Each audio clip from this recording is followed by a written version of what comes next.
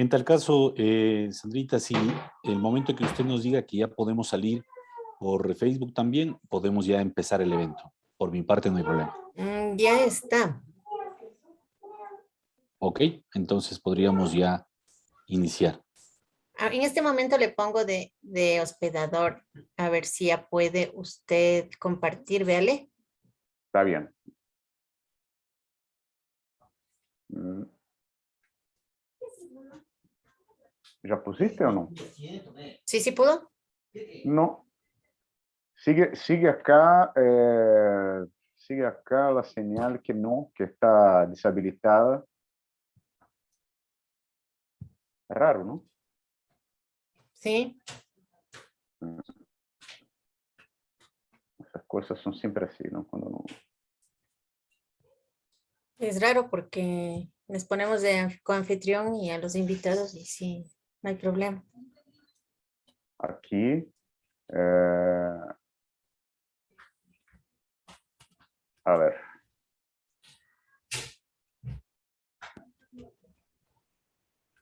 Porque yo sí Bueno, puedo ahorita compartir. sí. Sí, el doctor también está como coanfitrión, el doctor Córdoba. Sí. A ver. De nuevo la cosa está complicada acá para mí.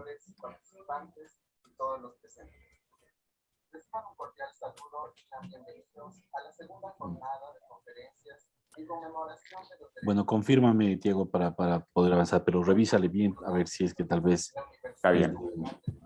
No, es un problema acá siempre la cosa. Ahora creo que saldrá. Es todo un montón de cositas.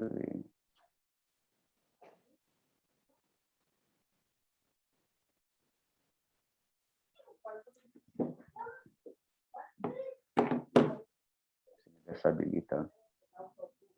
Creo que tengo que salir de nuevo. Intentemos una otra vez. Si no, no hay problema. Hablo solo y bueno. No, en tal caso, inténtale de nuevo. Si no, me puedes pasar por correo tu presentación y yo puedo proyectarla, no hay problema. Está.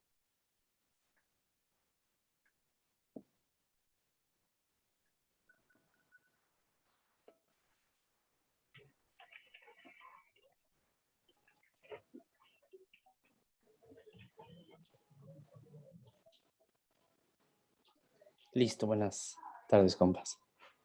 Hola, Andrés, qué gusto. Chévere. Estamos solo esperando que Tiago vuelva a ingresar para poder habilitar ya la presentación de él y con eso ya podemos arrancar. Buenas tardes. Buenas tardes. Hola, Tito. ¿Cómo está, Luis? Buenas tardes.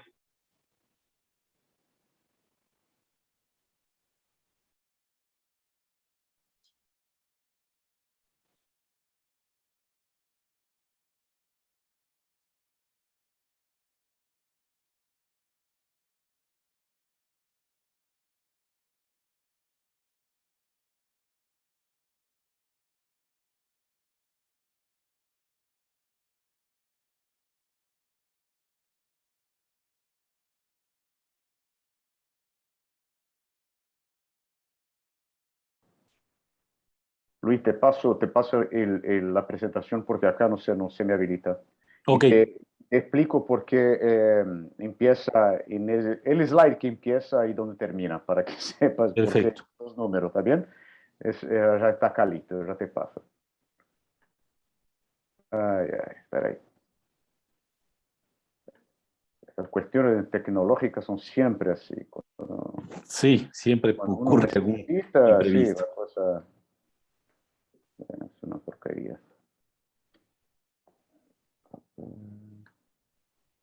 A ver, empezamos en el 16 y va hasta el 38. Está bien.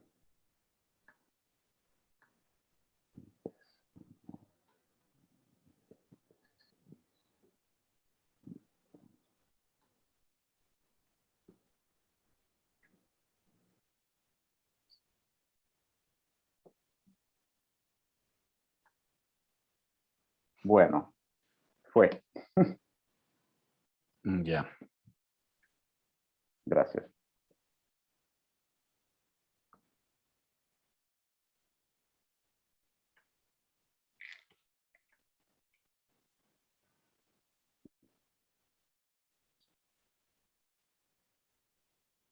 La verdad es el 15, ¿no? Yo dije que es el 16, pero empezamos en 15.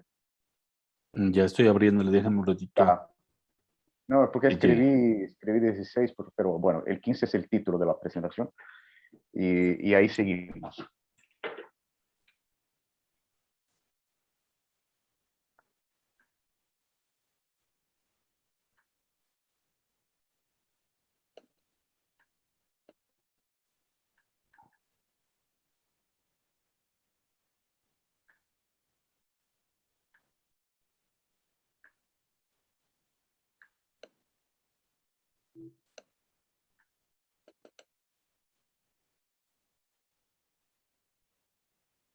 Ya, entonces ahora sí ya tengo abierta. Desde la 15 me dices, ¿no es cierto? Desde la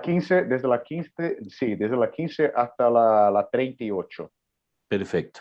Que hay cosas Entonces, antes y después porque no hace perfecto. falta. Ya, desde la 15 hasta la 38. Entonces ahí empezamos.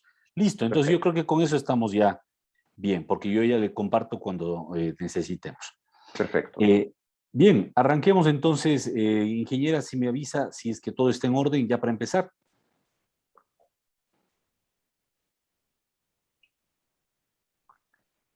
Ya, ahorita está grabándose ya. Bueno, muchísimas gracias. Muy buenas tardes y muy buenas noches a quienes están compartiendo con nosotros este evento. Es para nosotros un honor, un gusto poder participarles de la presentación de nuestro programa de investigación y de compartir junto con el profesor Tiago Rodríguez de una conferencia sobre la militarización de la seguridad pública en América Latina. Mi nombre es Luis Córdoba, soy profesor titular de la Facultad de Jurisprudencia de la Universidad Central del Ecuador y actualmente coordino el programa de investigación sobre orden, conflicto y violencia de la universidad, con la que estamos nosotros desarrollando algunos proyectos y con la que esperamos consolidar, fortalecer algunas líneas de investigación que en Ecuador no suelen trabajarse con frecuencia y que creemos desde la universidad pública y desde la Universidad Central era necesario llenar ese vacío y era necesario comenzar a trabajarlo de manera sistemática. Lo que vamos a hacer a continuación, y yo quisiera es invitarles, es compartirles brevemente algunas de las experiencias que estamos trabajando con nuestro proyecto a partir de la página web. Lo primero es evidentemente hablarles sobre el propósito central del programa de investigación que está resumido en este primer párrafo. El programa de investigación estudia las dinámicas del conflicto y el uso de la violencia como recurso para impugnar, transformar o consolidar el orden social y político. Y desde ese punto de vista, lo que nosotros hemos intentado es aunar esfuerzos de distintas disciplinas y estamos todavía en un proceso de consolidar un equipo mucho más multidisciplinario para poder compartir estas experiencias y poder sobre todo desarrollar proyectos de investigación de mayor calado y con una mejor calidad inclusive. Actualmente formamos parte del grupo junto con el profesor Andrés Aguirre. Él es profesor de la Facultad de Ciencias Sociales de nuestra universidad en la carrera de Trabajo Social y con nuestros estudiantes, colegas también de este proyecto, que es Melanie Taipe, Frank Equinatoa y Kelly Reynoso, a quienes también les doy un afectuoso saludo y quienes están compartiendo con nosotros este momento. Dentro del trabajo que estamos desarrollando, estamos actualmente poniendo en marcha dos proyectos. El primero, que solo por mera nomenclatura le hemos denominado Proyecto Visor, y que es sobre la militarización de la seguridad pública en el Ecuador. Si bien hay varios trabajos que se han hecho a nivel de tesis, de maestría inclusive, y hay por ahí uno que otro ensayo sobre este fenómeno de la militarización de la seguridad pública en el país, creemos que hace falta todavía trabajarlo con mayor rigurosidad para proveer sobre todo evidencia empírica que permita evaluar si realmente las políticas de seguridad que se han implementado en los últimos gobiernos están realmente surtiendo el efecto deseado o si al contrario están recrudeciendo los niveles de violencia, la segregación, la marginación social y criminalizando realmente sectores, amplios sectores de la población en precarias condiciones de vida. El otro proyecto que también lo estamos empezando a trabajar es un proyecto sobre la reparación simbólica en contextos de justicia transicional.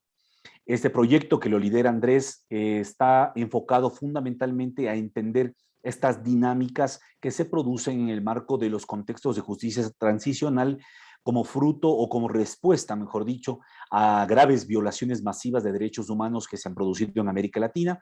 Él está combinando parte de su trabajo que lo hace a nivel doctoral con este proyecto que lo estamos encaminando y que esperamos vaya generando también resultados como ya lo ha hecho con un primer artículo que hemos publicado. Dentro de los avances de investigación, lo que nosotros apuntamos inicialmente es a desarrollar algunos policy briefs que nos permitan, digamos, incidir en el debate público sobre los temas que investigamos. Uno de ellos fue el qué hacer y no hacer para contrarrestar la violencia criminal, que fue publicado a fines del mes de octubre y que ha dado realmente un interesante resultado porque nos ha permitido difundir nuestras ideas, poner en discusión algunos planteamientos y sobre todo hacer conocer a la opinión pública una voz académica desde la Universidad Central sobre un tema de tanta relevancia e importancia en la coyuntura actual a nivel de nuestro país. Otro de los obvios productos que queremos desarrollar son los artículos académicos. Por el momento está acá a disposición del público también un artículo en donde Andrés Aguirre es coautor sobre cumplimiento de medidas de reparación y construcción de una cultura de paz en un análisis comparado entre Ecuador y Chile, que se ha publicado en una revista de la Universidad Católica de Quito, de Ecuador.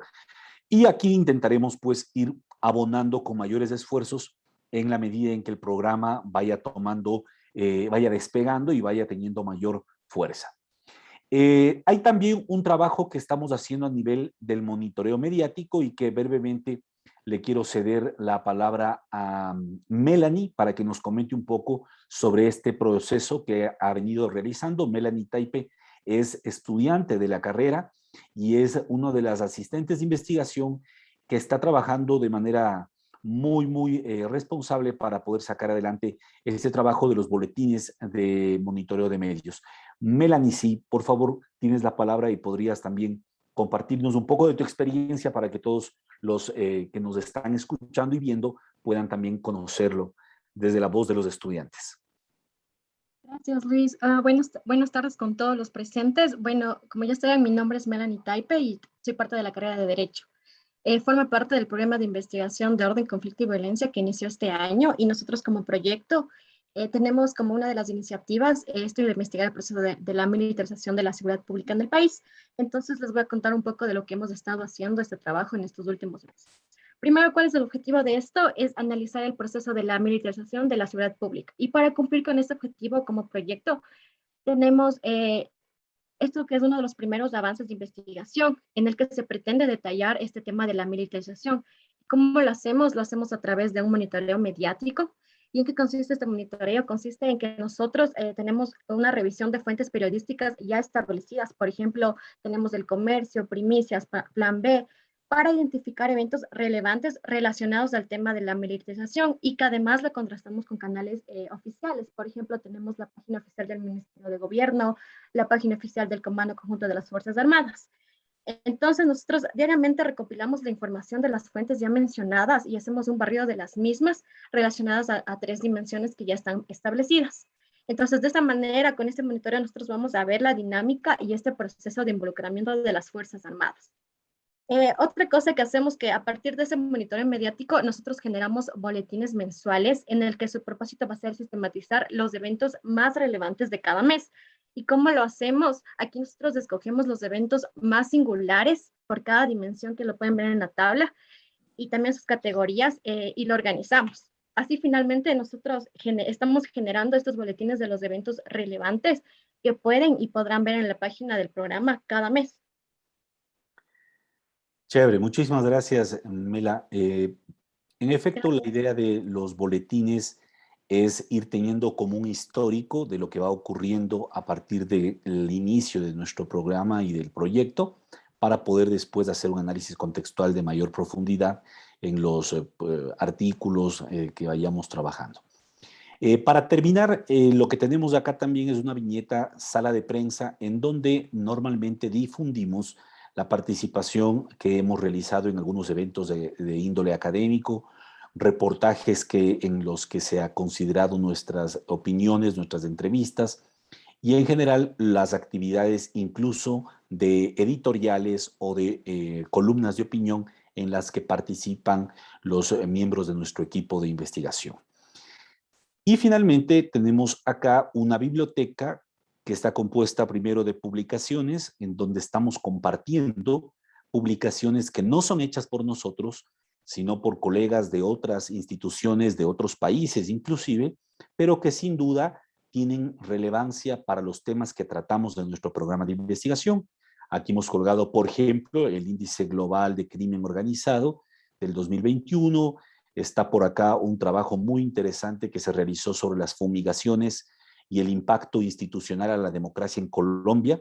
Y acá está, por ejemplo, el informe sobre el inventario de lo militarizado en México, que lo realizó el programa de política de drogas del CIDE en México, entre otras cosas, ¿no?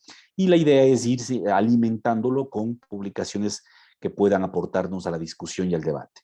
Y por último, tenemos esta videoteca, en donde estamos también subiendo algunos documentales o conferencias que nos parecen son muy importantes y son además relevantes para los temas que trabajamos nosotros.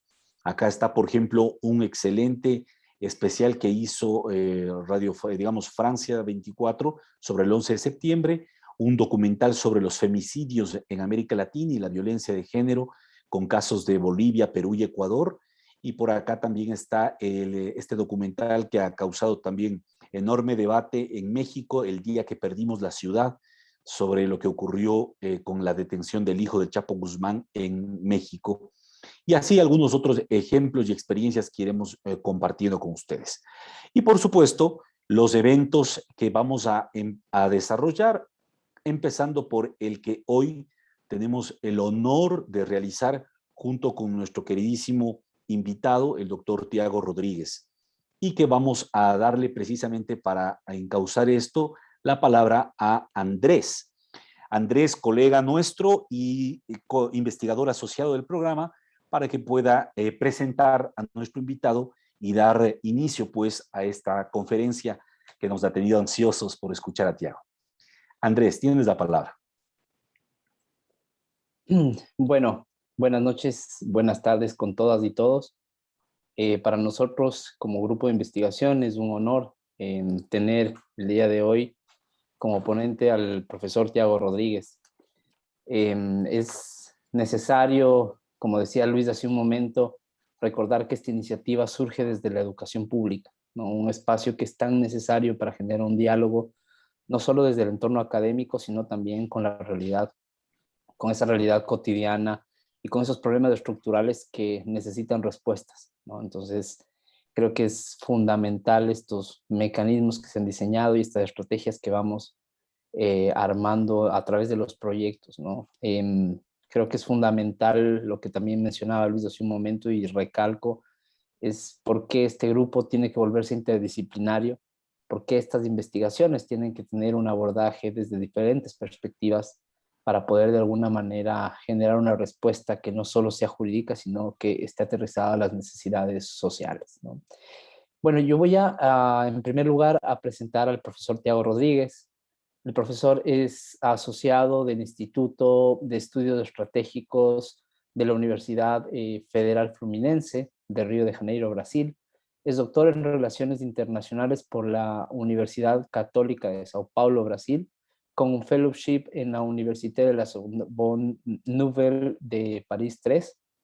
Es director del Grupo de Investigación y Seguridad y Defensa en las Américas, Sede Américas, miembro de la Junta Directiva de la Coordinadora Regional de Investigaciones Económicas y Sociales del CRIS de Argentina e investigador apoyado por el Stanley Center for Peace and Studies de Estados Unidos.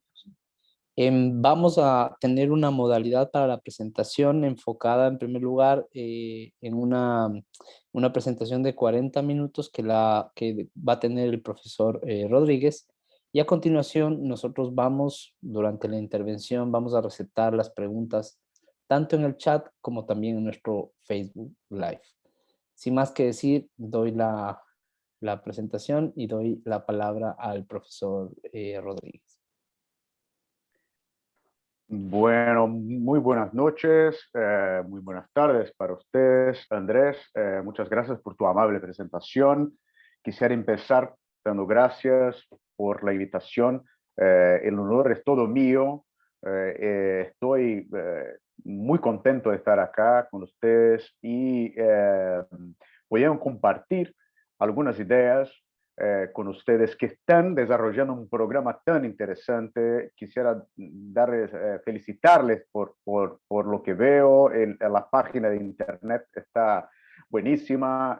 Veo que hay una producción muy interesante que empieza fuerte y muy prometedora, y también con un grupo de estudiantes involucrados que me parece súper joven e interesado en seguir con las investigaciones, y desde el punto de vista que Luis y Andrés han subrayado, que es la universidad pública. Nosotros acá, bueno, también pertenezco a una universidad pública, la Fluminense, que mencionó Andrés, y estamos acá en Brasil bajo un combate difícil con un gobierno que es anticientífico, que está jugando en contra la ciencia en general y la universidad pública en particular. Entonces, acercarse a otros grupos en América Latina y gente muy interesada en un trabajo serio sobre temas de nuestra realidad es algo más que necesario, es fundamental. Entonces, bueno, el tema militarización, bueno, desafortunadamente es un tema que está en todo el continente, ¿no? Incluso en las democracias del norte. En Estados Unidos y Canadá, dos países que parecían inmunes, ¿no?, al tema de la militarización, ya enfrentan procesos, en algunos casos muy avanzados, de militarización de seguridad pública. Principalmente en los últimos 20 años, desde precisamente los atentados de 11 de septiembre. Sin embargo, el tema de las drogas es subrayado por algunos autores estadounidenses y canadienses como un tema que desde los 70 ha impulsado la militarización no solo en América Latina y el Caribe, sino también en Estados Unidos y Canadá. Entonces, en diferentes niveles, creo que la cuestión es una cuestión que nos toca a todos.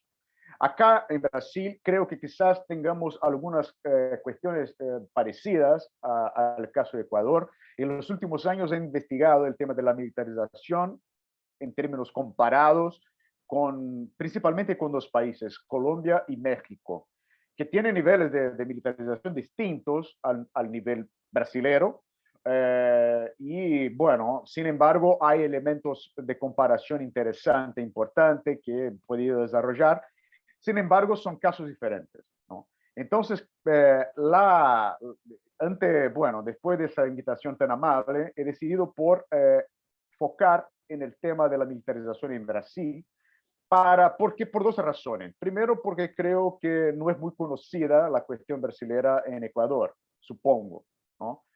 Porque acá nosotros conocemos muy poco de la realidad de nuestros vecinos, hermanos y hermanas latinoamericanos, que no son brasileños. No, Brasil también tiene una triste tradición de dar espaldas al resto de América Latina, ¿no? Y por varias cuestiones históricas, lingüísticas, bueno, y ideológicas sobre todo. Sin embargo, nosotros estamos tratando de superar ese problema. Entonces creo que es un esfuerzo por superar, por colaborar por esta superación, compartir algunas informaciones sobre el proceso de militarización acá en Brasil. Y la segunda razón es que después o ante la presentación del caso brasileño, que ustedes ahí en Ecuador puedan, seguramente van a sentir que hay cosas muy parecidas, ¿no? Y entonces también es permitir que nosotros establezcamos acá una conversación entre las similitudes y las diferencias que existen entre nuestros países y los procesos diferentes que vivimos. Ahora, claro, la situación es muy dramática y quizás aguda en Ecuador por los hechos de este año, ¿no? Y todo el movimiento hacia una más grande militarización de la seguridad pública en Ecuador. Sin embargo, en Brasil la cosa sigue caminando en los últimos 10 años de una manera cada vez más rápida. Tiago, Entonces, disculpa, solo una acotación. claro, Por favor, me indicas para yo ir pasando las láminas según tú necesites. Con perfecto, toda perfecto, confianza Luis. yo lo voy haciendo. Está bien, gracias. Gracias por la ayuda, porque la tecnología a veces nos ayuda, a veces nos dificulta la vida, y Luis muy amablemente va a facilitar el pasaje de las láminas. Entonces voy a empezar justamente ahora. Por favor, Luis, la primera lámina. El objetivo entonces es echar un vistazo sobre la situación en Brasil, buscando presentar un concepto un poco más amplio de militarización que va más allá de la militarización solamente como los militares en seguridad pública. Claro que la presencia de los militares en seguridad pública es parte fundamental de un proceso que llamamos de militarización. Sin embargo, he trabajado con un concepto que incluye a los militares en seguridad pública, pero sigue un poquito más adelante, más allá de la presencia simplemente de los militares, y voy a tratar de comentar un poco qué es ese concepto, ¿no? Entonces, Luis, por favor. Entonces, vamos a empezar con dos preguntas, ¿no? ¿Militares en funciones policíacas? Bueno, sí, pero no solamente, ¿no? Militares en el comando, en puestos de mando en seguridad pública, sí, pero no solamente, ¿no? Entonces, el caso de Brasil me parece interesante para abordar, para atacar estas dos preguntas y también seguir hacia la tercera posición, la posición de la dimensión más amplia del concepto de militarización. Por favor, Luis, la tercera. Entonces, en Brasil hay que considerar algunos puntos históricos recientes y conceptuales también, por supuesto. La primera es tratar rápidamente de la cuestión del rol y de la redefinición del rol de los militares desde el final del régimen autoritario. Nosotros vivimos una dictadura militar o civil militar de casi 22 años, ¿no? De 64 hasta el 85. Y un proceso que sigue incluso hoy en día no está concluido. En muchos lados, y la cuestión de la seguridad pública es el tema quizás central para ver la no conclusión de este proceso. La segunda cuestión es el concepto y la reconceptualización del tema del enemigo interno en Brasil. La tercera es la especificidad del modelo, de los modelos militares y policíacos en Brasil. Y por fin el cuarto tema, el cuarto punto, es el funcionamiento de ese dispositivo de militarización o dispositivo militarización, que es ese concepto un poco más amplio que les comentaba. Entonces pasaremos por los 4 niveles o los 4 puntos de una manera rápida. Bueno, el primer punto, los militares, la dictadura y el post-dictadura en Brasil. El caso de la transición hacia la democracia en Brasil fue de una manera muy peculiar que Guillermo O'Donnell llamaba de una transición negociada. Una diferencia importante son los casos de transición por colapso, como por ejemplo el caso argentino, ¿no? Después de la guerra de Malvinas y toda la decadencia del régimen autoritario, bueno, la dictadura colapsó en la Argentina, colapsó en Uruguay, en Brasil no. En Brasil hubo una transición negociada conducida por los militares, ¿no? Entonces salimos, por ejemplo, sin procesos sin juzgados, sin que los militares fueran llevados al juzgado, por ejemplo, ¿no? Hay una ley de amnistía que ha perdonado a todos los militares por crímenes durante la dictadura militar. Entonces, la situación de Brasil fue una situación interesante, importante saber esto, porque los militares salieron fortalecidos o fuertes de la dictadura, no salieron colapsados. Y parte del poder de los militares después de la dictadura es verificable en el sistema de seguridad interna o seguridad pública que fue mantenido en Brasil después del final de la dictadura.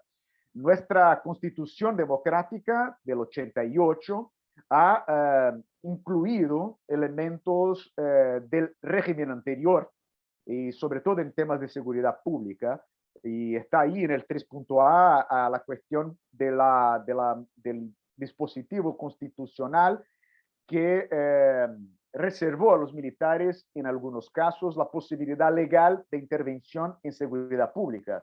Y esto será algo muy importante para entender lo que está pasando ahora en Brasil, ¿no? Entonces, en líneas generales, hubo una manutención de la capacidad de los militares para actuar en seguridad interna, doméstica, en seguridad pública. Y sobre todo el tema de seguridad pública mantenido como una cuestión de orden público y no de seguridad ciudadana.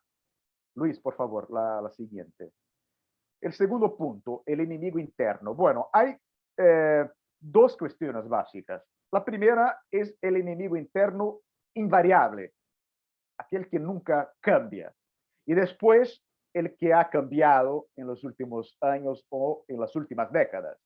El enemigo interno que nunca cambia en Brasil son, como suele pasar en nuestras sociedades, los grupos sociales más vulnerables, las clases más bajas, las clases trabajadoras, y acá en Brasil, sobre todo, son negros, pobres, de baja escolaridad formal, bajos ingresos, y que viven sobre todo en las periferias o en las favelas, ¿no? Las comunas, la ciudad informal que ha crecido desde mediados del siglo XX, mucho en las metrópolis brasileñas como Río, donde vivo yo. Entonces, estas poblaciones son siempre las consideradas peligrosas y hacia ellas está dirigida en general las políticas de seguridad pública o de orden público, orden social. El enemigo que ha cambiado es el enemigo de la Guerra Fría, del subversivo, del guerrillero, de los años 70 y 80, ha pasado al enemigo criminal y sobre todo al narcotraficante, que es una figura mezclada que se sobrepone a la figura tradicional del enemigo pobre, negro y que vive en la parte más vulnerable de las ciudades. Entonces hay esa comunión, hay esa fusión entre el enemigo tradicional, que son los pobres y negros, y el enemigo narcotraficante, que hoy en día es la figura del mal en la sociedad brasileña. Por favor, Luis. El tercer punto, la relación entre policías y Fuerzas Armadas. Bueno, vuelvo al tema de la Constitución y les explico un poco mejor. El tema es que la Constitución de 88 ha establecido como con el objetivo de cambiar el sistema de seguridad del Estado, de la dictadura, ha establecido que cada Estado de la Federación, Brasil es un Estado federado, o sea, un Estado federal, cada Estado de la Federación sería responsable por su propia política de seguridad y no el Estado federal, el Estado central, ¿no? Entonces, el Estado central sería responsable por la soberanía nacional, por la defensa nacional, etcétera, y la seguridad pública sea responsabilidad de los estados federados. Sin embargo, por presión de los militares, la Constitución democrática reservó el derecho a la intervención de las fuerzas federales, la Policía Federal y las Fuerzas Armadas, en casos específicos cuando los gobernadores de Estado considerasen que sus fuerzas estatales no eran suficientemente capaces de dar cuenta o de enfrentar temas de seguridad en sus estados. Entonces quedó una decisión, un espacio muy vago, ¿no? Muy débil, no muy claramente definido. Sin embargo, estaba ahí la posibilidad, la semilla para algo que podía ser una nueva forma de intervención de las Fuerzas Armadas en seguridad interna. Y eso, de hecho, pasó cuando ahora, como vamos a ver, el último elemento que está ahí en la lámina, que es como quedó conocida esta posibilidad de intervención, que es el derecho de garantizar ley y orden. Bueno, es algo muy amplio, muy poco claro. La Constitución no ha establecido una definición más específica. Sin embargo, leyes complementarias posteriores han detallado los momentos y los protocolos necesarios para que las Fuerzas Armadas fueran comunicadas o fueran solicitadas a intervenir en temas de seguridad en los estados. Por favor, Luis. Y esto ha pasado sobre todo en principios del siglo y curiosamente en un gobierno considerado progresista, el gobierno de Lula da Silva, que ahora lucha para volver a la presidencia. El gobierno Lula ha aprobado una serie de decisiones, entre ellas una ley de 2010 que presentó detalles mucho más amplios, mucho más cuidadosos sobre este dispositivo constitucional. Y fue basándose en esta ley que el gobernador de aquel entonces de Río de Janeiro solicitó una intervención federal que pasó entre diciembre de 2010 y julio de 2012, por la primera oportunidad cuando fuerzas militares han ocupado un espacio urbano en Brasil, ¿no? Y fue un espacio de favela, fue un espacio de comunas pobres, controladas por el narcotráfico y que fueron ocupadas por una combinación de fuerzas de la policía militarizada estatal, que es una policía basada en el estado de Río de Janeiro, o sea, local, y fuerzas militares federales, sobre todo de la Armada, la Marina de Guerra y del Ejército. Por favor, Luis.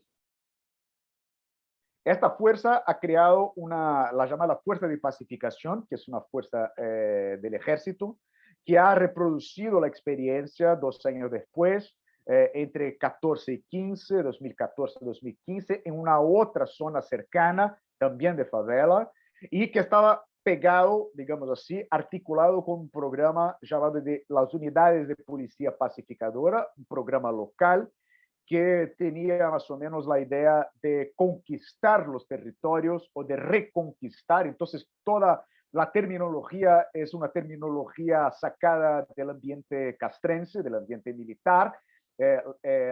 Todas las metáforas son todas metáforas utilizadas por la prensa y también por los comunicados oficiales. Es toda una metáfora del campo militar, del campo bélico. Por favor, Luis. Entonces la idea de la victoria militar, la idea de la integración, es toda una idea muy colonialista, de un colonialismo interno, entendiendo que las zonas controladas por el narcotráfico y las zonas pobres, con población negra sobre todo, son zonas como que salvajes, que necesitaban ser conquistadas e integradas a la civilización, ¿no? Entonces, toda esa temática del choque entre civilización y barbarie es muy presente en esos momentos en Brasil. La siguiente, por favor. Este es un mapa de las unidades que fueron militarizadas. Cada punto rojo es una comunidad vulnerable, es una favela, es una comuna ocupada por policía militar y o por fuerzas armadas, ¿no? Es un mapa de Río, de la ciudad de Río de Janeiro. La zona toda es como una coma, ¿no? que sigue muy coordinada, la presencia está toda concentrada en una zona que es la zona de entrada de la ciudad, la zona donde está el aeropuerto internacional, la zona donde está el centro financiero de la ciudad y la zona donde está el centro turístico de la ciudad, con los marcos turísticos más conocidos como el Cristo Redentor, el Pan de Azúcar y otros marcos que son muy conocidos mundialmente, ¿no? Entonces, toda esa zona que está en la parte izquierda de la pantalla también tiene docenas de favelas. Sin embargo, casi no hay ninguna intervención militar de ocupación. Entonces, fueron elegidos lugares, ¿no? Elegidas comunidades en zonas de más grande visibilidad y de más grande comunicabilidad con la comunidad internacional, turistas o para los grandes eventos que la ciudad recibió, ¿no? Como las Olimpiadas o el Mundial de Fútbol de 2014 y otros grandes eventos. Por favor, Luis. Bueno, una cosa interesante para registrar es que parte de los militares que fueron utilizados, empleados para intervenir en el espacio urbano de Río, tuvieron experiencia previa en las fuerzas militares brasileñas enviadas a Haití como parte de las fuerzas militares de Naciones Unidas en la misión de estabilización de Haití. Entonces, las primeras fuerzas, sobre todo, de los marinos y del ejército que ocuparon las favelas en Brasil, tuvieron experiencia previa, eran veteranos de Haití.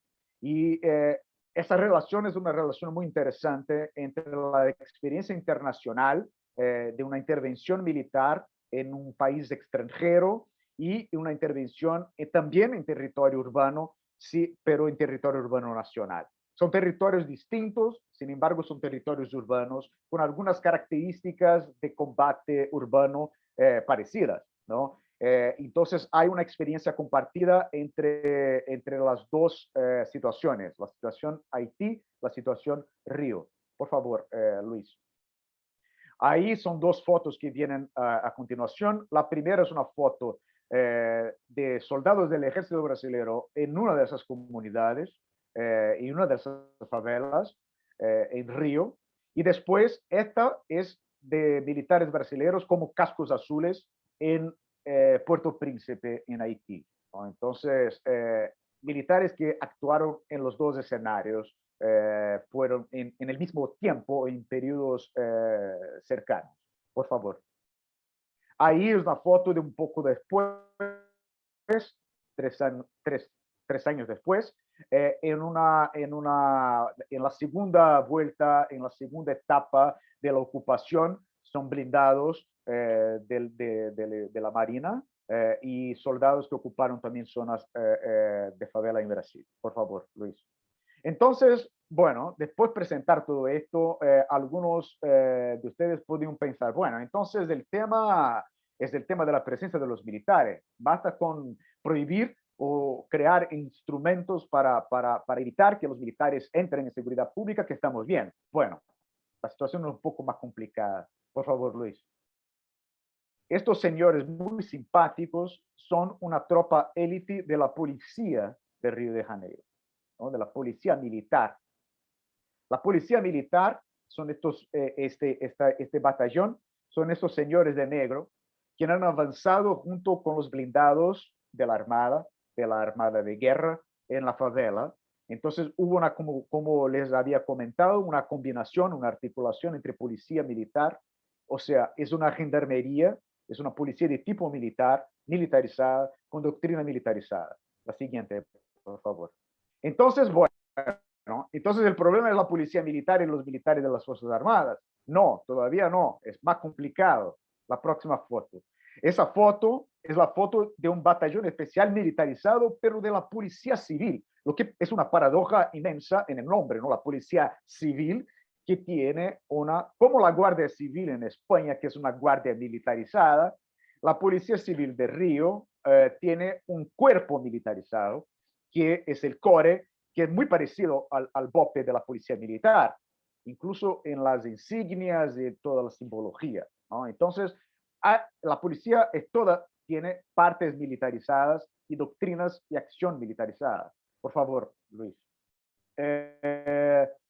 Entonces, algunos apuntes analíticos para que avancemos para el final, ¿no?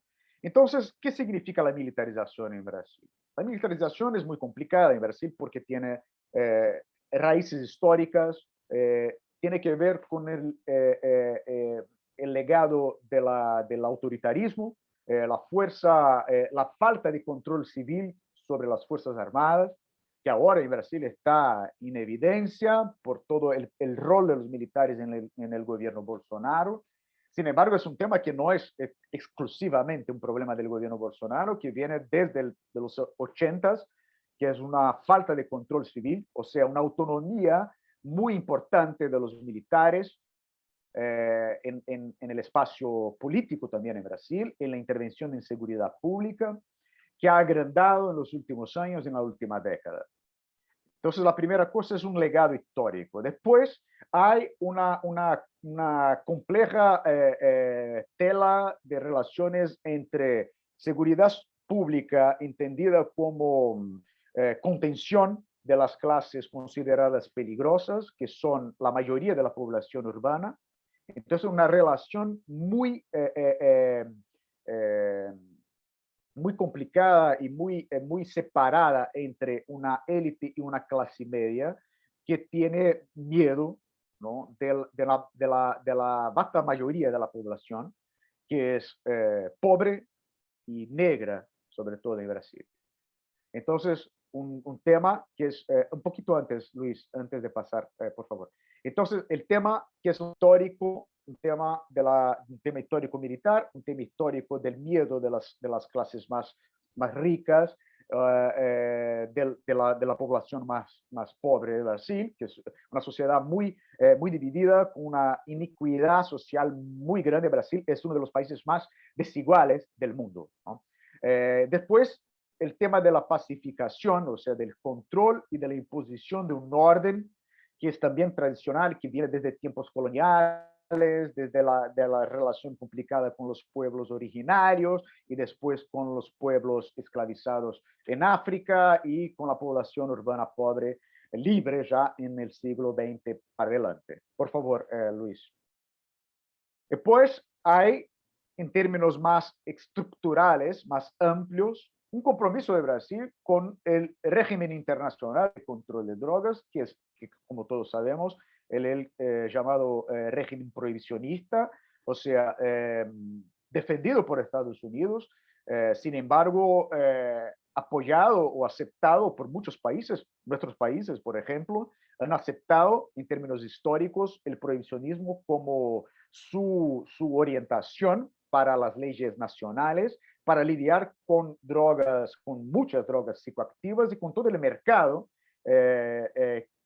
relacionado a estas drogas, la producción, el comercio y el uso, el consumo de drogas psicoactivas, ¿no? Y la manera militarizada de combatir los grupos narcotraficantes es una derivación de este régimen prohibicionista que está muy penetrado, tiene raíces muy profundas en nuestras sociedades. Entonces, es otro rasgo común entre Ecuador, Brasil, México, Colombia, bueno, nuestras sociedades en Latinoamérica y el Caribe. Y Brasil, entonces, es un país que desde los primeros momentos, en los años 20 y 30, ha aceptado con mucha alegría y entusiasmo el prohibicionismo, porque la sociedad brasileña es una sociedad muy conservadora, que alimenta prejuicios muy fuertes en contra el uso de muchas drogas, ¿no? Y después, claro, la militarización ampliada me permite pensar este concepto de un dispositivo de militarización. El dispositivo es un concepto que es planteado por Michel Foucault, el filósofo francés. Dispositivo es una articulación de múltiples tácticas, ¿no? Discursivas y no discursivas, institucionales, estatales y no estatales, y la militarización como una idea que está difundida por la sociedad y que involucra a las policías, involucra al ejército mismo, las Fuerzas Armadas, involucra a cómo la sociedad civil ve el tema de la seguridad pública, ¿no? O sea, la seguridad pública es entendida como un tema de orden o desorden, de caos o de civilización, de anarquía o de pacificación. O sea, las dicotomías son muy fuertes en Brasil y todas ellas pasan o conllevan alguna idea de militarización como una solución posible que la propia sociedad espera para controlar estos elementos que son entendidos como elementos de caos, de barbarie o de salvajería en nuestras sociedades, que son nada más que maneras represivas de controlar iniquidades sociales y toda la conflictividad social que viene nacida en la historia de iniquidad que es la historia de Brasil, ¿no? Entonces, un país riquísimo y sin embargo un país con escenas de miseria, la miseria más absoluta, y que mantener un orden económico, social y político en una sociedad con este grado de convulsión y de potencial conflictivo es algo muy complicado, y que la tradición del Estado brasileño es una tradición represiva. Entonces, el dispositivo militarización es una idea, más que una presencia de los militares simplemente. Sin embargo, los militares están presentes, pero más que esto, más allá de la presencia de los militares, es una idea para mantener, es una idea de orden público, para mantener el orden público de una manera dura, de una manera basada en las ideas de mano dura, de represión, y que desafortunadamente está cada vez más profunda en Brasil, más penetrada en las instituciones y el imaginario de la sociedad misma de mi país. Bueno, creo que con esto vamos terminando acá lo que quería compartir con ustedes, y bueno, dando gracias de nuevo por la oportunidad de estar acá con ustedes. Quedo abierto a la conversación que viene, a todas las dudas y lo que pueda compartir con ustedes ahora. Muchas gracias de nuevo, Luis. Muchas gracias a todas y todos por la atención. Muchísimas gracias, Tiago. Realmente es muy interesante los planteamientos que nos has hecho, y es un gusto, digo, para nosotros empezar un diálogo Ecuador-Brasil también en esta línea de reflexión sobre un fenómeno tan complejo como es este de la militarización. Y lo digo porque normalmente en Ecuador solemos tener colegas de la región andina, ¿no? De Colombia, de Perú, de Chile, es mucho más frecuente. Pero casi con Brasil, a pesar de tener esta proximidad geográfica, normalmente tenemos muy poco intercambio. Y creo que este es uno de los elementos que intentaremos también ir anudando. Y por eso decíamos que en nuestro programa de investigación, la zona de interés o de influencia no solo es América Andina, sino también América Amazónica, porque me parece que este es un imaginario que ha quedado un poco en el aire y falta mucho por redescubrir o por revitalizar en el ámbito de la reflexión de las ciencias sociales. Yo tengo algunas preguntas acá, también me están haciendo llegar ya un par de inquietudes por Facebook, pero quisiera empezar yo tal vez planteándote unas dos inquietudes, y vamos a hacerlas tal vez unas dos o tres, y a partir de eso tú puedes ir contestando redondeando las respuestas, más bien dicho. La primera cosa que me surge y me parece muy interesante respecto a este paralelismo entre Ecuador y Brasil es precisamente cómo en gobiernos autodenominados progresistas, en el caso de Brasil con Lula, en el caso de Ecuador con Correa, se emprenden procesos que institucionalmente terminan dándole mayor poder y mayor peso a los militares en las calles, pero también en la toma de decisiones sobre la agenda de seguridad de sus respectivos países. ¿Cómo tú evalúas esto? ¿Es un fenómeno que está atado a este ánimo de ejercer mayor dominio interno o más bien es simplemente una síntoma de un fenómeno que ha logrado calar regionalmente sin importar mucho el signo ideológico del gobierno? Esta es una primera inquietud. La otra cosa que me parece clave sobre lo que acabas de plantear y que es más notorio ahorita en el caso del Ecuador también con los masacres carcelarias, donde se ubica y para la noción del discurso de muchos sectores socioeconómicos era casi que una alejamiento de una deshumanización de las personas que están en las cárceles bajo el concepto de que si se matan, bueno, mejor, porque al fin y al cabo son criminales. Y claro, se reintroducen, lo que tú acabas de señalar, estas nociones de vieja data colonial, según las cuales ante la incivilidad, ante la barbarie que se vive en las favelas de Brasil, en las cárceles en el Ecuador, hay que llevar el orden, hay que llevarle la modernidad por poco, y los instrumentos, los vehículos para hacer esta tarea son los militares. Entonces, si es que esta es la clave discursiva con la que trabajan, ¿cómo tú estás también evaluando la posibilidad que desde los estudios críticos de seguridad y de ciencias sociales se pueda entrar a debatir más fuertemente enfoques descoloniales de esta problemática de militarización? Te daría estas dos para empezar.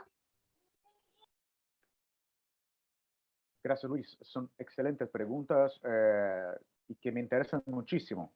La primera creo que es una combinación de elementos, ¿no? Una combinación que es una paradoja aparente, creo, porque son gobiernos progresistas, ¿no?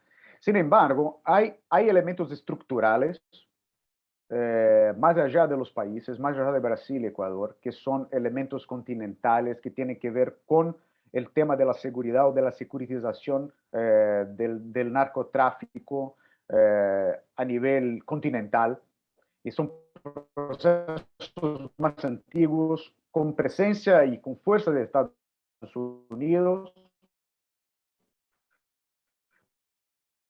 como la iniciativa Mérida o antes del Plan Colombia, una serie de situaciones, estructurales que facilitan, ¿no?, la toma de decisiones militarizadas. Sin embargo, hay otras cosas comunes entre el caso ecuatoriano y también el argentino, ¿no? Porque, por ejemplo, con los Kirchner hubo un avance también en la militarización de la seguridad pública.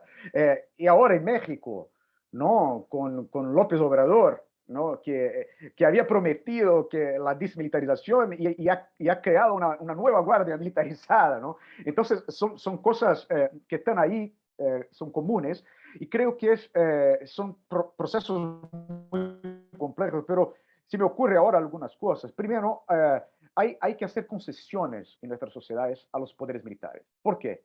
No que yo defienda esto, ¿no?, pero los gobiernos de izquierda hacen concesiones. Hacen concesiones porque los militares siguen fuertes en nuestras sociedades. El problema del control civil sobre los militares es un problema de todos nosotros, ¿no? Entonces, en países con un pasado militarizado o de dictadura militar o no, hay una presencia de los militares muy fuerte. Por ejemplo, Venezuela. Venezuela era un país, los venezolanos solían conmemorar el hecho de que era un país que nunca había tenido dictadura militar o muy poquito, etcétera. Y ahora, después del chavismo, todo y los militares controlan el Estado, incluso el narcotráfico, ¿no? Y entonces la militarización es un proceso de varias caras en la América Latina, y los militares suelen ser muy fuertes. Entonces los gobiernos de centro izquierda, cuando llegaron al poder en la ola rosa, ¿no?, que se llamó, fueron, digamos, no enfrentaron a la cuestión del control civil, no enfrentaron. ¿no? Dejaron más o menos como estaba, ¿no? Y parte digamos, de la respuesta o parte de las concesiones tienen que ver con seguridad interna. Yo creo que es una hipótesis interesante para pensar en los casos en América Latina, en un análisis comparado. En Brasil yo creo que es más fácil avanzar en ese sentido, pero creo que también en otros lados eso sería posible. Y después una tercera cosa, que el hecho de que nuestras sociedades son muy conservadoras, ¿no? Nuestras sociedades tienen conceptos, valores que son muy conservadores hacia la idea de criminalidad, la idea de marginalidad y la idea del uso de drogas, por ejemplo, las costumbres, ¿no? En general, por ejemplo, vea todo el debate sobre el aborto en varias sociedades acá y todo, la cuestión de las drogas también. Entonces, la asociación entre marginalidad, barbarismo, ¿no? y drogas es algo que está muy fuerte en nuestras sociedades. Es muy difícil combatir. Y las izquierdas no tienen una tradición muy intensa de ser contra, digamos, el punitivismo en general, ¿no? Tenemos el fenómeno en Latinoamérica de las izquierdas punitivas, ¿no? Es un proceso que suele pasar en muchos lados. Entonces, es una tela compleja, sin embargo, tiene elementos estructurales y locales. Entonces, por eso creo que es muy interesante. Después, estoy totalmente de acuerdo en la necesidad que nosotros tenemos para que los estudios sobre seguridad pública, militarización, Fuerzas Armadas, relaciones civiles y militares, usen las perspectivas decoloniales, ¿no? Postcoloniales, decoloniales. ¿Por qué? Porque es evidente que el tema del dualismo, civilización y barbarie, sigue siendo un elemento clave de estructuración de nuestras sociedades. Era en el pasado y sigue siendo, ¿no? Sigue siendo. El tema del narcotráfico es la actual manifestación de ese problema. Pero desde tiempos coloniales la situación estructural cambia poco. Los valores sobre civilización y barbarie están ahí, armados, funcionando y muy efectivos en nuestras sociedades. Entonces, estudios críticos de seguridad entre nosotros es una obligación, creo, que incorporar la dimensión decolonial, postcolonial, y incluso es algo que estoy insistiendo mucho en todas las oportunidades que tengo, sobre todo con nuestros colegas gringos, ¿no? O europeos, que es el tema que nosotros que estamos acá, desafortunadamente estamos en una posición muy privilegiada para entender lo que pasa no solamente entre nosotros, pero también en el norte, ¿no? O sea, los procesos de cambio en las prácticas de seguridad en Europa, en Estados Unidos, en Canadá,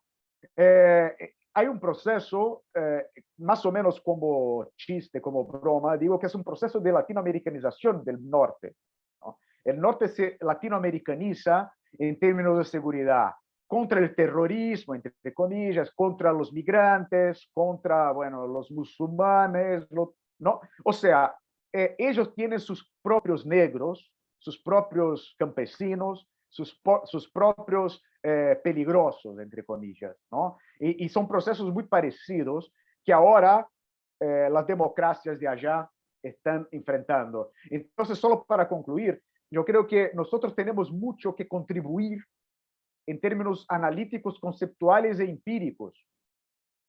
Conceptuales también. Nosotros, hay una división, todos nosotros sabemos, hay una división internacional del trabajo intelectual, ¿no? El norte se entiende como el productor de conceptos y nosotros somos los consumidores. No, nosotros tenemos toda la capacidad y la obligación de producir conceptos también, ¿no? Producir conceptos para entender la realidad nuestra y quizá la realidad de ellos también, Y bueno, hablar de cosas que no son importantes y para ellos ahora también. Entonces, por ejemplo, hablar de algo, hay mucho interés con Giorgio Agamben, por ejemplo, y el concepto de estado de excepción, ¿no? Y entonces, como broma también digo, bueno, pregunta a alguien que vive en una favela en Brasil, ¿qué es estado de excepción?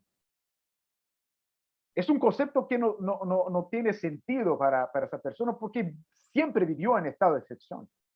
Su mamá, su papá, sus abuelos, sus hijos vivirán, ¿no?, en estado de excepción. No hay la dualidad estado de derecho, estado de excepción. Entonces, nuestras sociedades tienen dentro de ellas mismas estado de excepción y estado estado de derecho en una misma ciudad como Río, ¿no? Como Río de Janeiro, están pegados por metros de distancia. Entonces, nosotros tenemos que contribuir para algo distinto, porque aplicar conceptos europeos simplemente no. Hay que dialogar con ellos, hay que dialogar críticamente con ellos. En efecto, y yo voy a organizar algunas preguntas que nos están llegando para tratar de asimismo orientarlas de la mejor forma y poder, digamos, escuchar tus respuestas. Algunas preguntas están relacionadas o vienen relacionadas con el tema de el papel, el rol que juegan los militares. Y aquí yo diría, normalmente en nuestras sociedades hay una narrativa en torno a los militares de que no son actores políticos y que los militares no tendrían una contaminación ideológica, si cabe el término, y por lo tanto son los mejores preparados para garantizar orden, seguridad, y siempre, dice la narrativa oficial, en el marco del respeto a los derechos humanos, etc. Esto tiene que estar conectado con dos sofismas que además fluyen mucho en nuestras culturas, ¿no? El uno es el hecho de que el narcotráfico es un enemigo invisible que nunca llega a contaminar a los militares. Aparentemente, los militares son inmunes a vincularse a estas prácticas de narcotráfico, lo cual evidentemente no es cierto a la luz de las evidencias. Y no sé si me escuchas bien, Tiago, ahí hay un poco de... Ya. Y el otro sofisma decía es el tema de que la presencia de grupos militarizados dentro de las policías también pasa muy invisible en la opinión pública y en el debate público. Cada vez nosotros vemos cuerpos de élite en las policías más militarizadas y sin embargo no llama la atención y más bien es digno de loas por parte del poder y obviamente de ciertos sectores de la sociedad. Esto sería un primer conjunto de reflexiones que nos plantean. Y la otra que tiene que ver en cambio con el desafío del narcotráfico o del crimen organizado para la región. Es decir, si no es la presencia militar una alternativa, ¿cómo se podría enfrentar este desafío? ¿Qué es lo que le queda en el corto y en el mediano plazo a los gobiernos que tienen que también dar una respuesta concreta a los graves problemas de violencia criminal que enfrentan los países en los puntos zonales que tú ya has referido? Te dejo esas dos puntos de reflexión para que las contestes. Bueno, son preguntas millonarias las preguntas, ¿no? Son complicadísimas, ¿no?, para responder. Todas muy interesantes. Agradezco mucho por las preguntas. Bueno, la primera, el rol de los militares. Los militares, el papel de los militares y la idea de que están por encima, ¿no?, de la lucha política, de las ideologías, etc. Este es el discurso oficial de todos los militares latinoamericanos. Como si los militares tuviesen una ligación directa con la patria, ¿no?, por encima de las disputas y de la competencia política más mezquina, más común y corriente, ¿no? Bueno, digo por Brasil, esto no es verdad. Acá en Brasil no es verdad. la intervención de los militares en política interna se confunde con la propia historia del país y, por ejemplo, Brasil, la república fue iniciada en Brasil en 1888-89 por un golpe militar que sacó al monarca. Brasil era un imperio, era una monarquía, al Pedro II, y proclamó la república, y los dos primeros presidentes de Brasil fueron mariscales, ¿no? Después hubo otras tantas intervenciones o casi intervenciones militares en Brasil. De todos modos, hay mucho más tiempo bajo mando militar en Brasil que sin los militares, ¿no? Si se cuenta todos los tiempos, si se suman los tiempos entre los años de poder militar o en manos militares. Entonces, lo que hay es una presencia muy fuerte, pero siempre con el discurso de que no hay involucramiento con la política. Y nosotros sabemos que, claro, esto también es un discurso ideológico. Cuando uno dice que no tiene ideología, esto es un discurso ideológico, ¿no? Presentarse como no ideológico es ideología, es un tipo de ideología, ¿no? Que incluso muy peligrosa, porque todos los fascismos tienen como la idea de que el fascista es aquel que se siente ligado directamente al alma de la patria, de la nación, ¿no? Entonces es súper complicado. Eso incluso ahora en Brasil, es una anécdota para que ustedes sepan, ahora en Brasil, por ejemplo, por el tema de Bolsonaro y del apoyo al bolsonarismo, se ha creado un prejuicio de parte de la sociedad con los símbolos nacionales, con la bandera nacional, ¿no? Entonces hay una anécdota que es así. Antes, cuando uno veía a la bandera de Brasil en la ventana, sabía que había un partido de la selección aquel día. Ahora, cuando uno ve la bandera, solo sabe que ahí vive un bolsonarista, ¿no? Entonces, el símbolo nacional se convirtió en un símbolo de una fracción de la población, de una parte de la población. No es más un símbolo nacional, es un símbolo de una parte de la sociedad. Entonces, eso tiene que ver con el tema. Y después, claro, la inmunidad de los militares a la política tiene que ver con la fantasía de la inmunidad a la corrupción del narcotráfico o la corrupción en general, ¿no? Entonces, hay también el tema de que los militares son muy eficientes y no corruptos. Entonces, eso sigue acá en Brasil, aunque haya muchísimos casos desde la dictadura militar, incluso ahora en el gobierno Bolsonaro, de militares involucrados en cuestiones de corrupción, incluso sobre el tema de las vacunas contra la COVID y todo.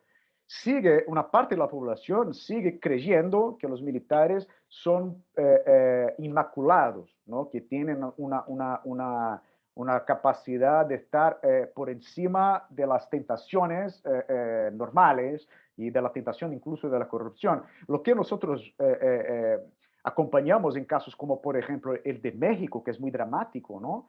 El nivel de involucramiento de los militares en el crimen organizado, en el narcotráfico, que creció enormemente desde la militarización del gobierno de Calderón, ¿no? Entonces, incluso con el ministro, ¿no? El secretario de Defensa, involucrado directamente, un general involucrado directamente con el crimen organizado, con el Chapo Guzmán, etc. Bueno, entonces es algo importante, pero hay que enfrentar esa idea, porque la idea está ahí. Incluso un argumento que para mí es muy importante, y yo he trabajado con financiación del Ministerio de Defensa de Brasil como consultoría y todo, y una cosa que siempre he insistido es que cuando yo, por ejemplo, subrayo el tema del peligro de la militarización, no es un peligro solamente hacia la sociedad civil o la ciudadanía, también es un peligro para la corporación militar. Es un peligro también para los propios militares. O sea, que los militares sean corrompidos, que los militares pierdan sus roles de entrenamiento y doctrinas tradicionales, que pierden la capacidad de defender a la patria, que pierden toda la capacidad de combatir como combatientes que son, por haberse convertidos en cazadores de narcotraficantes, ¿no? Entonces, es algo, también es un argumento para ellos, ¿no? Para los militares. No es en contra de los militares, no es contra los militares, ¿no? Es contra el empleo de los militares, que es algo que es demasiado complicado para ellos también. Entonces, es una cosa importante.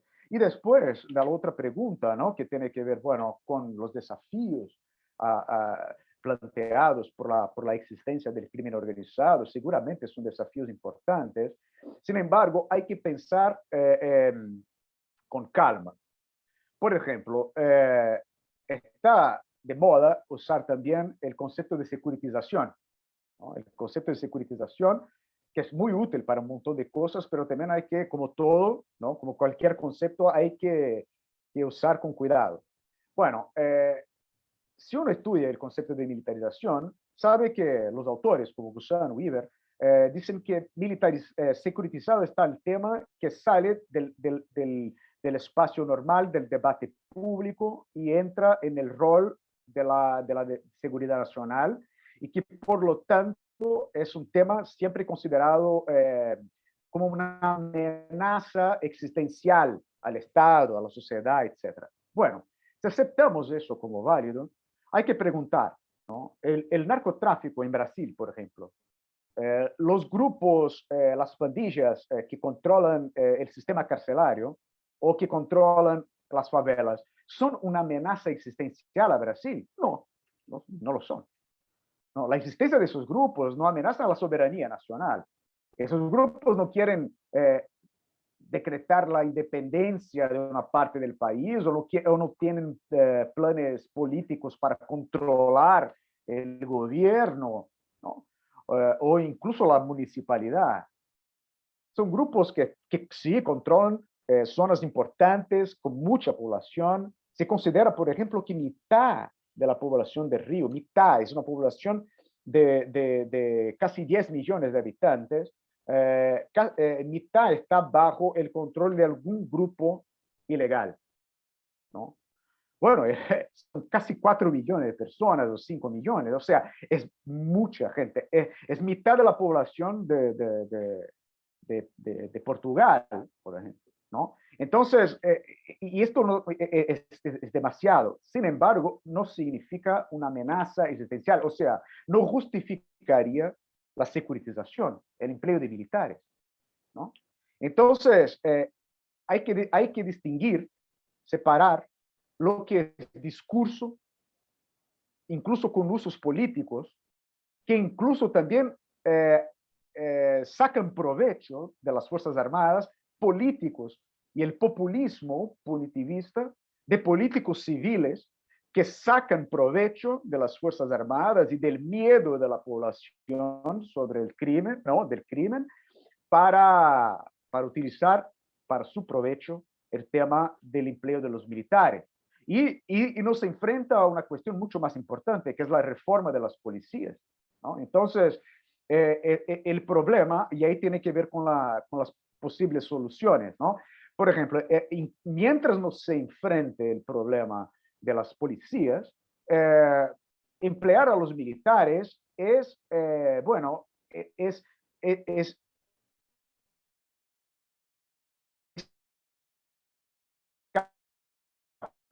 para adelante, ¿no? No enfrentar, para intentar eh,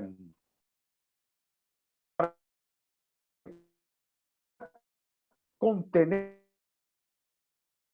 el problema puesto por la que no se discute en serio por los intereses corporativos, por los intereses políticos, por los intereses incluso de los militares. Entonces, son temas muy complicados, y creo que la reforma de las policías es importante, es fundamental, y también ¿no? El Eh, sistema carcelario. sí, sí, ¿Me sí, escuchas? sí. Un poquito se me entrecortó a mí la señal, pero no sé si era solo un problema mío o de tu internet. No sé si nos Puede estamos ser acá. escuchando bien, Tiago. Sí, ¿me escuchas? Ya, ahí sí, yo te escucho bien, sí, Solo para terminar, entonces creo que la ya. reforma de las policías es algo importante. Y la reforma urgente del sistema carcelario, porque grupos, en Brasil, por ejemplo, los grupos del crimen organizado han nacido y siguen viviendo por el control que tienen del sistema carcelario, ¿no? Entonces, mientras no se cambie y se enfrente la cuestión carcelaria y de hiperencarcelamiento, no será posible avanzar en nada. Chévere. Tiago, voy a hacerte un último conjunto de planteamientos para que vayamos cerrando también el evento. Y la primera línea de algunas preguntas que nos han hecho tiene que ver con el tema de la presencia de Estados Unidos, la influencia de Estados Unidos. Yo diría, ahí conectando con lo que tú planteabas, ¿qué tanto ha influido en el caso brasileño el peso de Estados Unidos en la redefinición de los roles de los militares? A partir de toda esta doctrina de las nuevas amenazas, que ha tenido mucho peso, al menos en Ecuador y en otros países, pero ¿qué tanto ha jugado esto un papel dentro de los militares en Brasil? Uh -huh. Y la otra línea de reflexión que me parece importantísima es también explorar un poco sobre los militares como actores económicos, porque evidentemente en América Latina el peso que tienen los militares está muy vinculado al poder, al músculo, no solo bélico, sino además económico, que han gozado y que muchas de las sociedades siguen teniéndolo, lo cual determina obviamente una correlación de fuerzas y un peso importante el momento que algún gobierno quiere hacer una reforma que les trate de cercenar un poco ese espacio. Yo diría que con estas dos visiones quisiera ir un poco cerrando y dejando ahí un poco algunos comentarios, que todavía hay varias preguntas, pero entiendo que tu tiempo también es un poco acotado en el tema. Bueno, sobre los comentarios que no podamos enfrentar, por favor, Luis, después, claro, mi correo sigue abierto, es posible compartir después con la gente y quedes libre para escribirme, preguntarme, será un gusto siempre estar en contacto con la audiencia.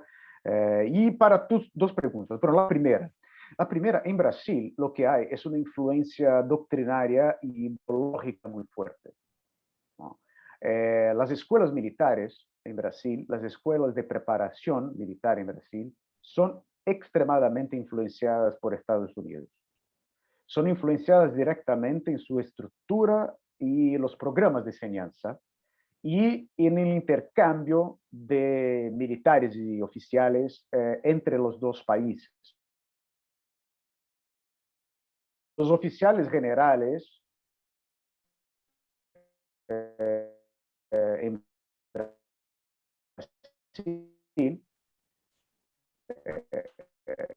Esperemos un ratito, se entrecortó un poquito la en señal. Brasil para... Déjame ver ¿Y que ahora? se estabilice. Ahí creo que está Está mejor, sí. bueno, es solo empezar a hablar de los Estados Unidos que la cosa empieza a complicarse, ¿no? No sé si es coincidencia. Bueno, le comentaba que el tema es la influencia doctrinaria e ideológica, que es muy grande, ¿no? Entonces el intercambio es el intercambio de oficiales, es un intercambio muy importante y doctrinario también. Entonces hoy en día es omnipresente en las academias brasileras militares, doctrinas como, por ejemplo, de la guerra híbrida, ¿no? Eso es presente en todos lados. Y los militares brasileños, los oficiales militares, los coroneles, los generales, en general, creen en el peligro de las amenazas híbridas, de las nuevas amenazas, etcétera. Entonces, hay sí una influencia, hay poca influencia en Brasil, no que no haya, hay alguna, pero una influencia financiera, ¿no? Hay acuerdos militares de apoyo, sí, sin duda, de datos satelitales y cosas así, seguro, pero no es lo más importante en Brasil. Lo más importante no es como Colombia, por ejemplo, como México, como en Centroamérica, ¿no? En Brasil, la presencia de la plata, del dinero de los militares de Estados Unidos no es lo más fundamental. Lo más fundamental es ideológico, ¿no? Entonces, en términos ideológicos, sí, hace una influencia muy grande y es algo que ayuda a entender por qué los militares están aceptando, no son todos, hay resistencia también, pero hay cada vez más una aceptación de la necesidad, de la presunta necesidad de intervenir en seguridad pública, ¿no? Después, la cuestión de los poderes económicos. Bueno, yo entiendo que en Ecuador eso es muy importante, ¿no? Ecuador, la presencia económica de los militares es algo muy significativo. En otros países también. En Brasil ya fue más significativa, hoy en día no es tanta. Fue más en tiempos de la dictadura militar. La dictadura militar fue de derecha, sin embargo, era nacionalista en términos económicos, ¿no? Entonces, había una inversión muy grande en empresas públicas, en empresas estatales, sobre todo en temas estratégicos como telecomunicaciones, energía eléctrica, ¿no? Energía atómica. Entonces, el programa nuclear brasileño siempre fue impulsado desde los años 50 por los militares. Y las plantas atómicas, las primeras plantas nucleares brasileñas fueron construidas durante la dictadura militar, ¿no? En los años 70. Entonces, Brasil, aunque la mayoría de la energía eléctrica brasileña sea hidroeléctrica, hay también una generación de energía nuclear, ¿no? Y hay una industria nuclear que es controlada por los militares. Industria, por ejemplo, médica, ¿no? De la medicina nuclear y cosas así. Sin embargo, lo más importante de la combinación, de la articulación entre intereses económicos y militares en Brasil se dio por la combinación entre grandes empresas privadas y los militares. Y esto también está en crisis. Una empresa que ustedes conocen muy bien, que es Odebrecht, ¿no? Odebrecht es una empresa que creció y se transformó en una gigante durante la dictadura militar en Brasil. Se transformó en una empresa multinacional presente en toda América Latina, en África y en Asia, en Medio Oriente, ¿no? En épocas del gobierno militar. Entonces, y que aceptó en sus cuadros muchos militares, ¿no? Militares ya jubilados, por ejemplo, ¿no? Incluso ex dictadores que después trabajaron en empresas privadas, expresidentes que salieron de la presidencia y fueron, digamos así, encontraron el espacio para trabajar como altos funcionarios de empresas privadas nacionales o extranjeras que entraron en Brasil bajo la protección del gobierno militar. Entonces, es un poco más indirecta la presencia de los militares en los intereses económicos de Brasil que en otros lados. En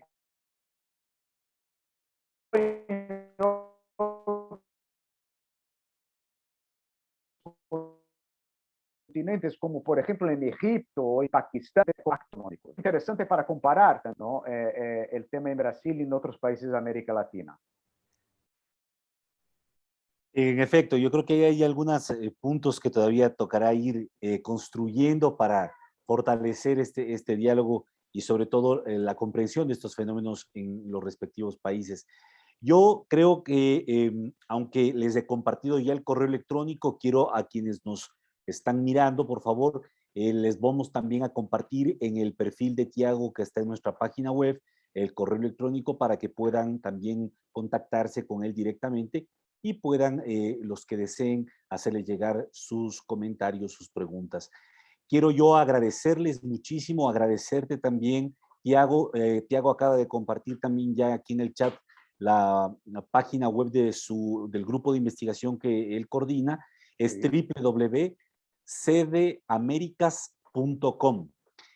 Yo te agradezco muchísimo y te queremos a nombre de todo el grupo que hacemos el programa de investigación sobre orden, conflicto y violencia, enviarte un afectuoso saludo, agradecerte por tu participación, comprometer además la posibilidad de ir construyendo otros eventos, otros conversatorios que nos permitan ir explorando este y otros temas en donde hay intereses comunes, y pues ojalá este sea el inicio de una fructífera relación también con colegas de Brasil, y bienvenidos pues siempre, y las puertas abiertas de la Universidad Central para poder ir construyendo estos diálogos.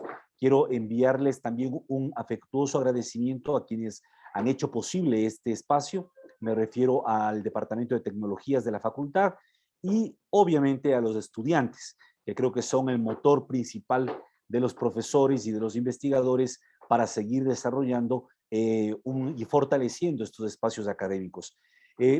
Un mensaje final, tal vez, si tú quieres darnos, Tiago, y con eso podemos también ir cerrando y despedirnos. Bueno,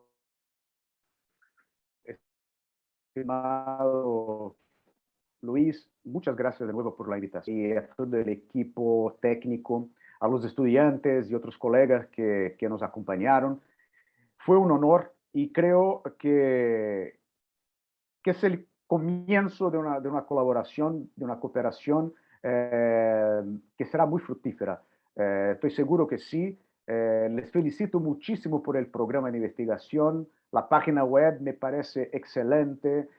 Los policy briefs, los artículos académicos que ya están saliendo, y el involucramiento de los estudiantes que, como dijiste, son el motor que nos hace caminar y avanzar. Entonces, muchas gracias, que cuídense mucho, la pandemia todavía está, ¿no?